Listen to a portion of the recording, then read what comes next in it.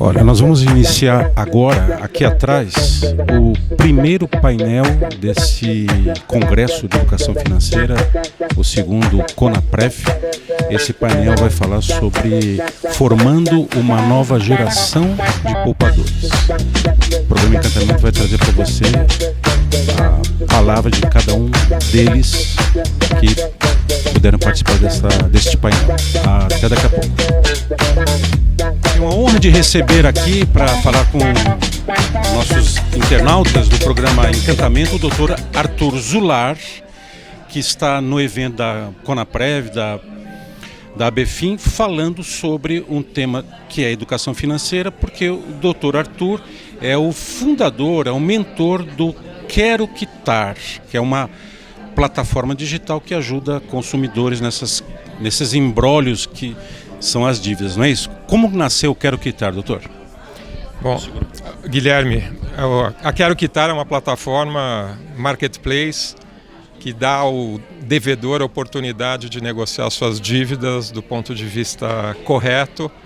Se o credor parametrizou 99% de desconto à vista, ele encontra 99%. Se é 80% 6 vezes, 50% em 4 vezes, seja lá o que for que o credor oferece, o consumidor devedor encontra, diferente dos escritórios de cobrança que geralmente levam a pior oferta para o devedor.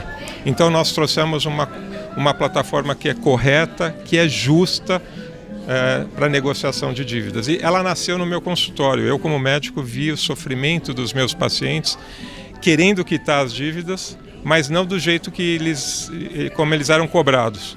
Então eu sentia que existia uma grande dor no mercado, que era ajudar as pessoas a quitar de uma forma correta, honesta, que coubesse no bolso delas. Então nós criamos a Quero Quitar, que em questão de segundos o indivíduo encontra a melhor oferta, ele aperta ali o botãozinho e um boleto é emitido diretamente na conta do credor. Nós não colocamos a mão em dinheiro, o credor que recebe esse dinheiro, e o nome dele é baixado da negativação em até 5 dias úteis. Mas o credor, então, ele dispensa escritórios de cobrança. Como é que o credor vê o teu negócio? No início via com dificuldade, porque os credores tinham contratos de exclusividade com os escritórios de cobrança.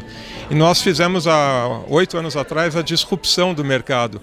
Nós entendíamos que se uma passagem aérea podia ser comprada na companhia aérea, na companhia de turismo, e ela passou a ser vendida também em sites de turismo, até em lojas, por que não a dívida estar nesses mesmos lugares? Por que tinha que ter essa exclusividade com o escritório de cobrança? Vamos pôr a dívida para ele localizá-la e pagá-la onde ele se sente mais respeitado, onde ele se sente mais feliz, onde ele se sente honrado. E foi o que nós fizemos. A mesma dívida, hoje ela passa a aparecer e constar em vários lugares. No site do credor, na Quero Quitar, em algum escritório de cobrança, e ele vai fechar o acordo onde ele se sentir bem. E conosco, na Quero Quitar, ele enxerga tudo. Se tem 20 possibilidades, ele vai baixando ali o dedinho e ele vai vendo aquilo que cabe no bolso dele. Isso é feito no domingão, quando o cara está de chinelo, ou de madrugada, e não na hora que um cobrador liga no celular dele, que é a pior hora para ele fazer um acordo. Bom, então você tem scripts, vamos dizer, robôs, um sistema automatizado que faz isso. Vocês não entram em negociação com o credor. Olha, o Guilherme tem uma dívida com vocês e tal. Vocês não entram nesse aspecto de negociar e nem no aspecto jurídico.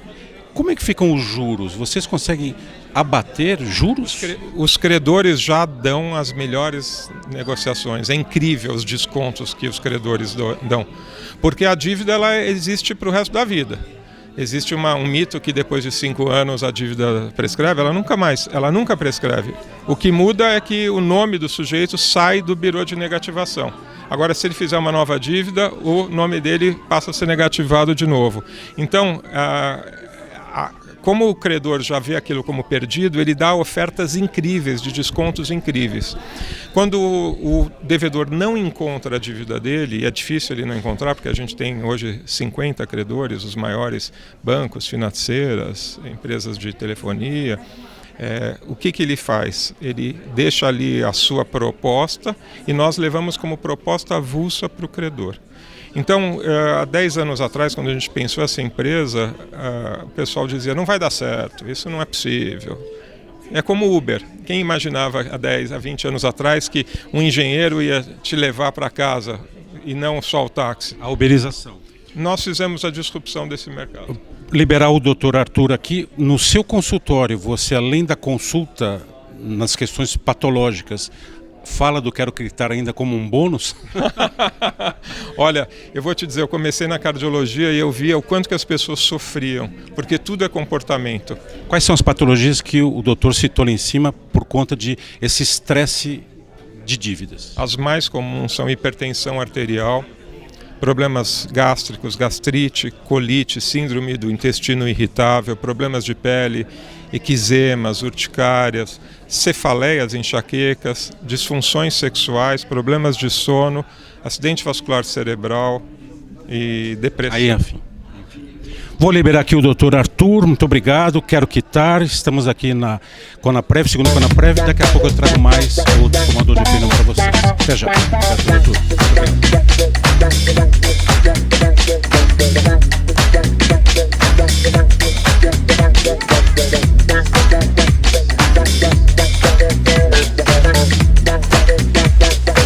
Olha, o Reginaldo Oliveira representa o Sebrae São Paulo, esteve aqui nesse primeiro painel falando sobre formação de poupança, educação em geral, educação financeira. Vou perguntar para você, iniciando, como você vê a educação financeira e qual o papel do Sebrae nesse contexto, Reginaldo? É muito importante a educação financeira para que a gente possa realmente formar empreendedores sustentáveis, que o seu negócio possa ter sucesso, e isso, a educação tem um papel fundamental. Por quê? Porque nós vamos ensinar os empreendedores a fazer cálculo, a entender como funciona o fluxo de caixa, a tomar decisões em função dos números, e muitas vezes nós fazemos isso de uma maneira sem planejamento, sem organização, e a partir do momento que você projeta, que você organiza a informação, com certeza você vai ter ali números úteis para a tomada de decisão e sustentabilidade do seu negócio. O Sebrae tem esse modelo gratuito que é o Business Plan, plano de negócio, que você pode, quem não sabe, no próprio site entrar, baixar, passo a passo, e dentro do Business Plan tem um ponto que fala sobre educação financeira. É isso, Reginaldo? É muito importante porque quando você planeja, você está pensando no futuro, mas tomando decisões no presente. Até para saber se você vai investir ou não, é importante que você tenha o plano de negócios, e um dos módulos trata da educação financeira, porque justamente você vai projetar, você vai abrir um negócio e daqui a um ano você tem dinheiro para cumprir as obrigações. Então é importante que você coloque no papel antes que você tome uma decisão que pode ali, né, mudar a sua vida, tanto no aspecto positivo quanto também no aspecto negativo. Então é muito importante se antecipar aos possíveis contratempos, e o plano de negócios vai te ajudar nisso. Vou provocar o Reginaldo. Todos podem empreender algo ou não? Sim, todos podem empreender. Aqui no Congresso nós falamos muito de comportamento, e comportamento é algo que pode ser aprendido. Então aquele que ainda precisa desenvolver a persistência, que precisa desenvolver o planejamento, que precisa buscar informações, busque o Sebrae para que você possa realmente ter acesso a essas informações, essas orientações, e possa transformar o seu momento empreendedor em algo exitoso e algo que vai te trazer uma realização pessoal e profissional. Novidades, para encerrar e liberar o Reginaldo aqui, novidades do Sebrae São Paulo esse ano, sua gestão vai até quando? Quem é o mantenedor do Sebrae? Bom, quem mantém o Sebrae são as médias e grandes empresas que contribuem com os impostos. A sociedade, de uma maneira geral, colabora, até porque a maior parte das nossas atividades elas são gratuitas. Novidades estão acontecendo a todo momento. Nós estamos com programas cuidando do comércio, da indústria, da prestação de serviços, cuidando de você que tem uma ideia de negócios e não sabe por onde começar. Procure o Sebrae mais próximo.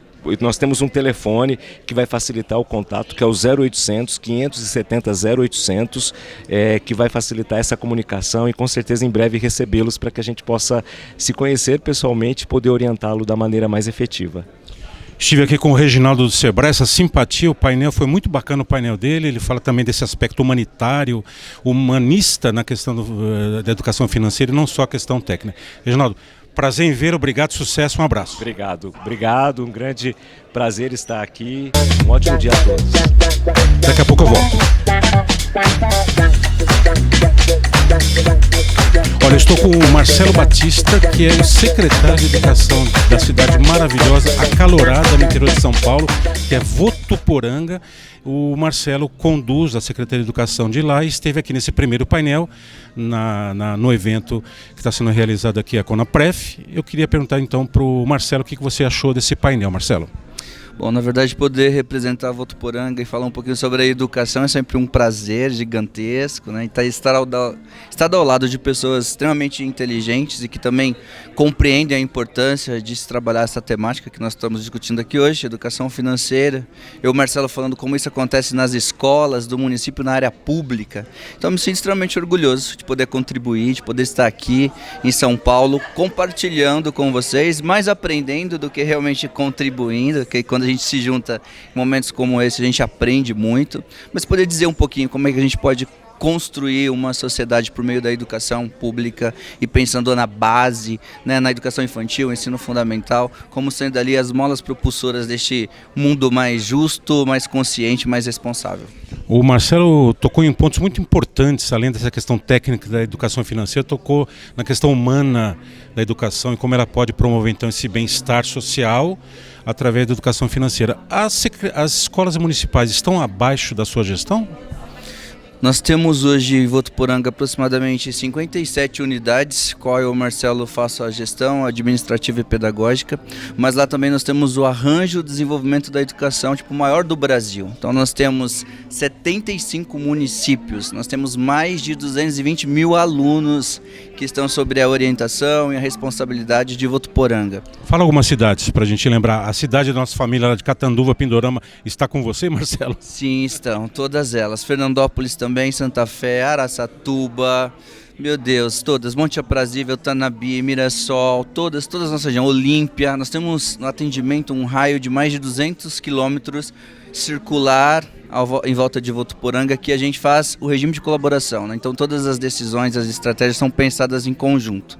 Nós acreditamos muito nessa forma de fazer a educação com afeto, assim, a humanização da educação, desse processo todo, né? Então fazer o professor com que ele estabeleça vínculo com o aluno vai fazer com que ele tenha muito mais resultado nessa questão do processo de ensino-aprendizagem.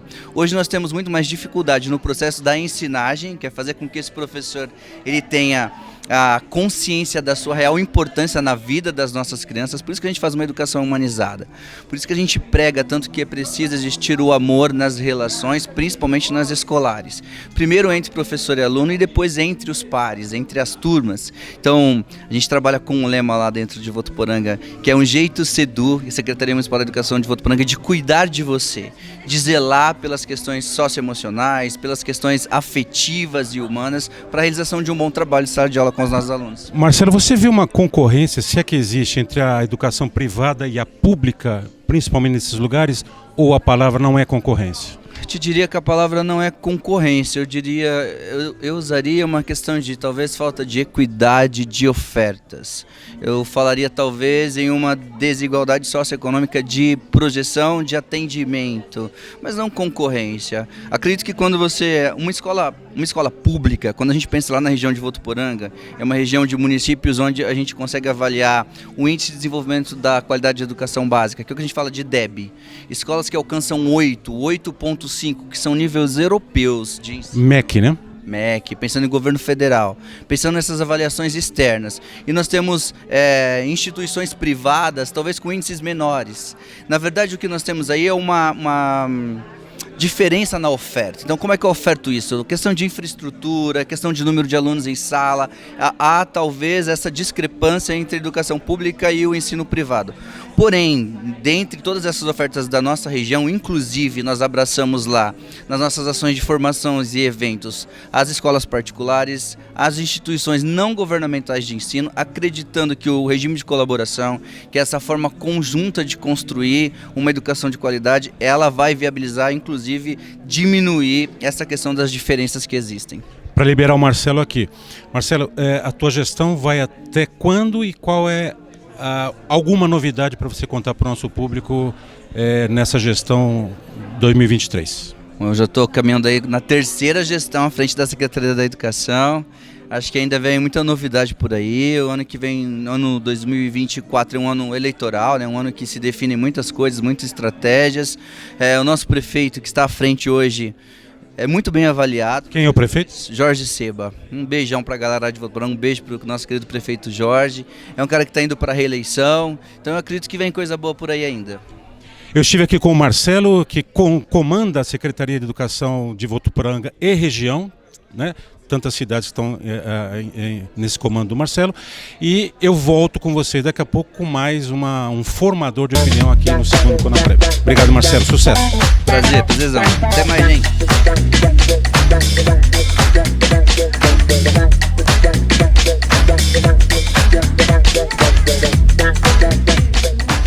Estou aqui com a doutora Daniela Magalhães, esta elegância da mulher brasileira, comandando lá a Secretaria-Geral da OAB São Paulo. Participou do painel anterior falando sobre educação financeira e tocou num ponto que eu acho bem interessante. Peço para a doutora Daniela repetir aqui, que é educar os funcionários antes de educar os seus associados advogados. É isso? É sobre isso, Guilherme. Obrigada pela pergunta. É uma alegria estar aqui num evento com educadores financeiros, falando daquilo que é o futuro do nosso país e de uma mudança de cultura, né? E é sobre isso também o nosso momento na OAB São Paulo.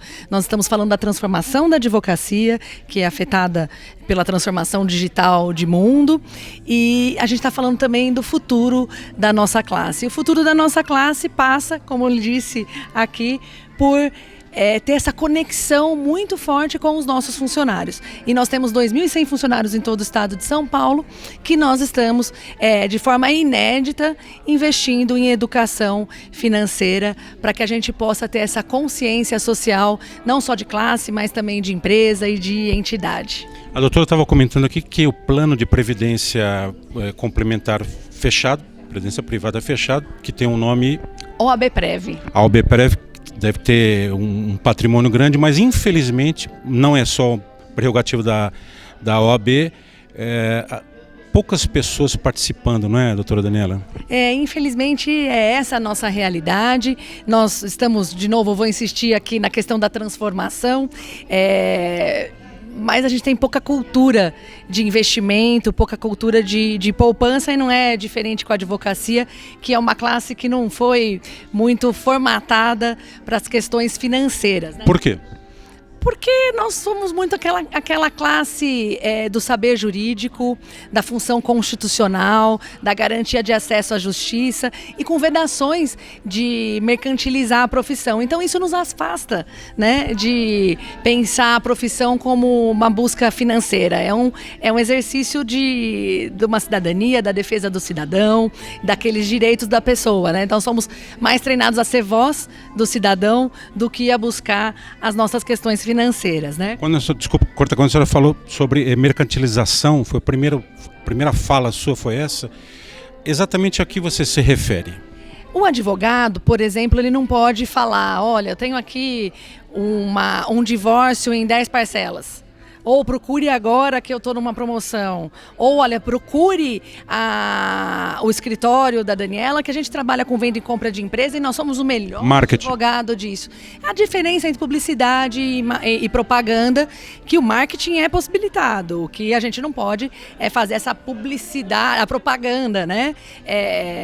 Que o nosso código é muito sério, o nosso código de ética e disciplina, e nos regra para que a gente possa ter essa figura de conhecimento, de articulação com o judiciário, com o Ministério Público, com as autoridades, né? E voltando aqui ao OABPrev, nós temos, né?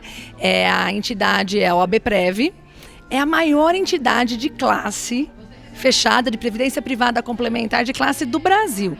Em termos de patrimônio, né? Nós temos 1,3 bilhões de patrimônio, mas dos 355 mil advogados em São Paulo, apenas 55 mil participam. E é muito simples participar. É muito simples participar, basta você ser advogado e mais, você pode fazer a sua previdência, não só para você, mas também para os seus dependentes.